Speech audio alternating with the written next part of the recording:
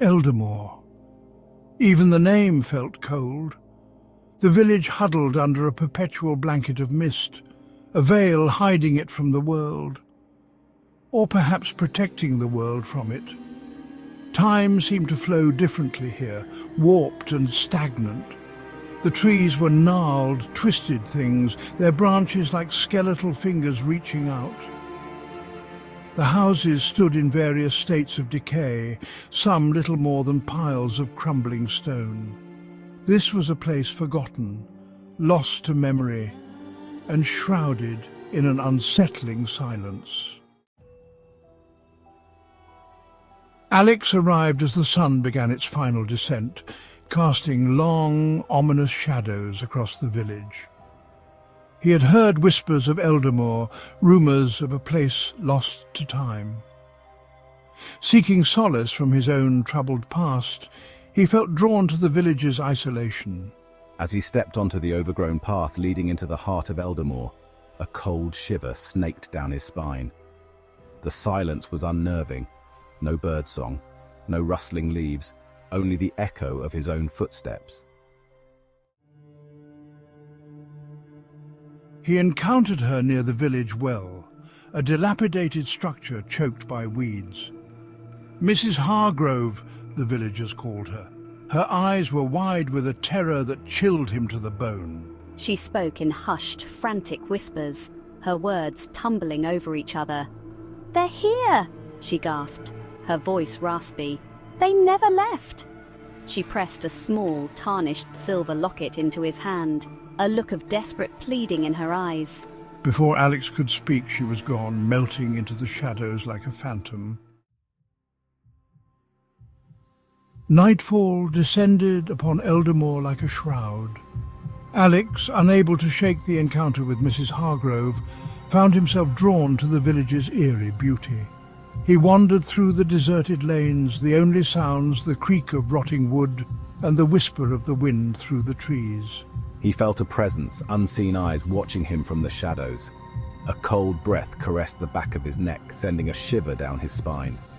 The hair on his arm stood on end. He was not alone. The well. He was drawn back to it, as if by an unseen hand. It was as if the well had a voice, a whisper that only he could hear, calling him back to its depths. The air around it felt charged, almost electric, and he couldn't shake the feeling that something or someone was watching him from the shadows.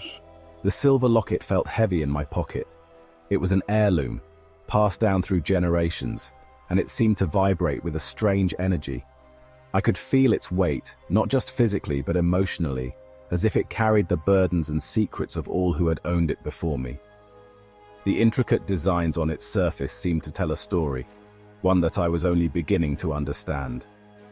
Peering into its depths, he saw not water but darkness, a darkness that seemed to pulse with a life of its own.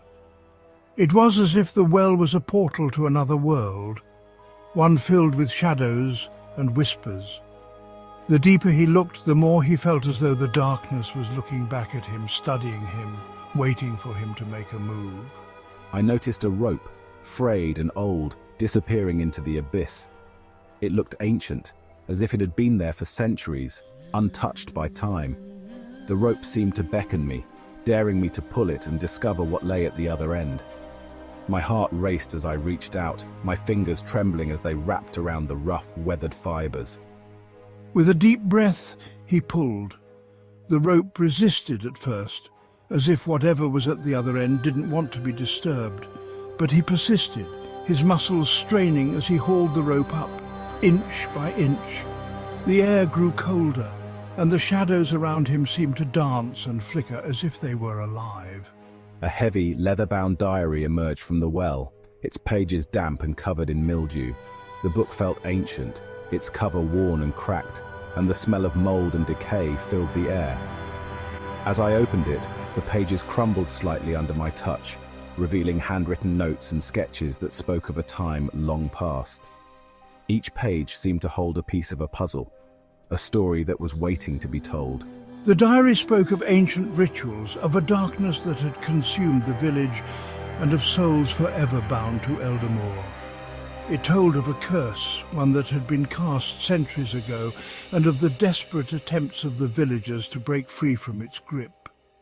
The more he read, the more he realized that the well was at the center of it all, a gateway to the past and a key to the future.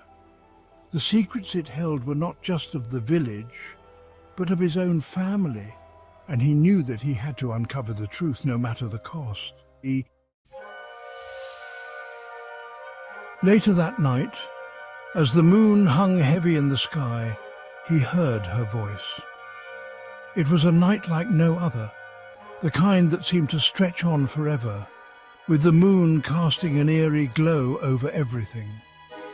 The silence was almost deafening, broken only by the occasional rustle of leaves in the wind, a mournful wail echoing through the deserted streets. The sound was haunting, sending shivers down his spine. It was as if the very air was filled with sorrow, a sorrow that had been lingering for centuries, waiting for someone to hear it. It was the voice from the diary, the voice of a young woman trapped between worlds. Her words were filled with pain and longing, each one a cry for help. The diary had been his only clue, its pages filled with her desperate pleas. She spoke of betrayal, of a love twisted into something dark and vengeful. Her story was one of heartbreak and deceit, a tale that had ended in tragedy. The love she once knew had turned into a curse binding her to this world. She pleaded for release, for an end to her torment. Her voice was filled with desperation, each word a plea for freedom. She had been trapped for so long, her spirit unable to find peace. Alex, his heart pounding in his chest, vowed to help her. He couldn't ignore her cries, the pain in her voice resonating deep within him. He knew he had to do something, anything, to help her find peace. He was drawn deeper into the mystery of Eldermoor, his own sanity teetering on the edge of an abyss. The village was filled with secrets, each one more disturbing than the last. As he delved deeper, he found himself questioning everything he thought he knew. The line between reality and the supernatural began to blur, and he realized that helping her might come at a great cost. But he was determined. Driven by a sense of duty and compassion, the journey ahead was fraught with danger, but he knew he couldn't turn back now. The fate of the young woman's spirit rested in his hands, and he was willing to risk everything to set her free. The diary became his obsession. He pored over its pages, each word a brushstroke painting a picture of a darkness that consumed everything it touched. I began to see them, fleeting glimpses of the villagers trapped within Eldermoor's grasp. Their eyes held a terrifying emptiness, their touch icy cold. They whispered to me, their voices a chorus of despair and anger. He was losing himself in their world, the line between reality and nightmare blurring with each passing moment. The final entry in the diary revealed the truth. It was a revelation that shook the very foundation of everything we thought we knew about Eldermoor. The diary, worn and fragile, held secrets that had been buried for generations. Each page, filled with cryptic notes and eerie sketches, painted a picture of a village haunted by its past. A ritual performed under the light of the blood moon could sever the ties that bound the spirits to Eldermoor. This ritual, shrouded in mystery and whispered about in hushed tones, was the only way to free the village from its spectral tormentors. The blood moon, a rare celestial event, was both a beacon of hope and a harbinger of doom, but it came at a price. The ritual demanded a sacrifice, a toll that weighed heavily on the hearts of those who dared to perform it. The air was thick with foreboding, and the shadows seemed to whisper of the dark deeds that had to be done. A soul for a soul. This was the grim exchange that the ritual required. The villagers knew that to break the curse, someone had to offer their own soul in place of the spirits. It was a haunting decision, one that no one took lightly. As the blood moon rose, casting an eerie crimson glow over the village, the atmosphere grew tense. The villagers gathered, their faces pale with fear and determination. The crimson light bathed the village in an otherworldly glow, making the familiar streets and houses look like a scene from a nightmare. I stood at the edge of the well, the focal point of the ritual. The well, ancient and abandoned, seemed to pulse with a life of its own. It was as if the spirits trapped within were aware of what was about to happen.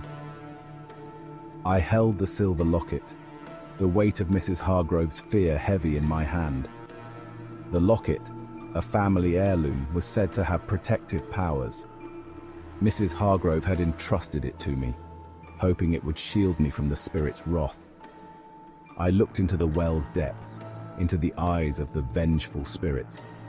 Their gaze was cold and unforgiving, a reminder of the wrongs that had been done to them. As I prepared to perform the ritual, I could feel their anger and sorrow, a palpable force that threatened to overwhelm me. But I knew that this was the only way to bring peace to Eldermoor. The details are lost to time, swallowed by the mists of Eldermoor.